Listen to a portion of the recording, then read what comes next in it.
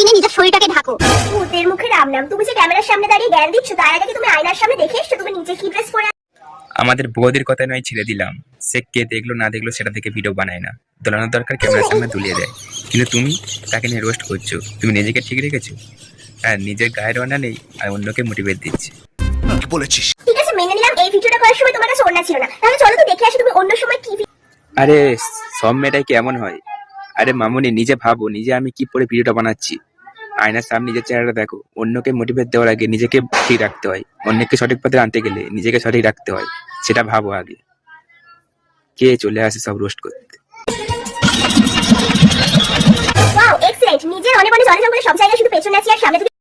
আরে মামুনি, বৌদির কথাই ছেড়ে দিলাম। বৌদি নয় সামনে দুলিয়ে পিছন দুলিয়ে ইনকাম করে। আপনি কি করেন? আপনি কি সামনে থেকে স্যাম্পল দেখে এই কাজ ছেড়েছেন? ফেসবুক থেকে টাকা কামাচ্ছি আর অন্য মেয়েদেরকে ক্যামেরার সামনে এসে ওড়না।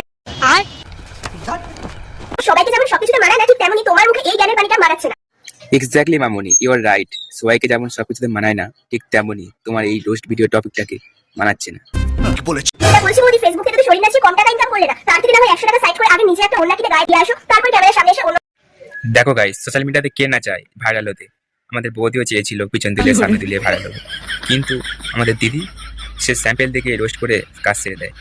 ঠিক আছে, নিজেকে মোটিভেট রাখতে পারে, নিজেকে ঠিক রাখতে পারে না, অন্যকে জ্ঞান দিতেছে। আমি দেখো মিথ্যা কথা বলি না, আমি যা বলি প্রমাণ সাথে বলি, এদের প্রমাণ দেবো। ঠিক আছে, আমার দিদির সাথে কোনো ব্যক্তিগত শত্রুতা নেই, কিন্তু এদের ভিডিওটা আমি সোশ্যাল মিডিয়া দেখছিলাম যে নিজেকে ঠিক রাখতে পারে না, অন্যকে জ্ঞান দিচ্ছে। এরাই এমন।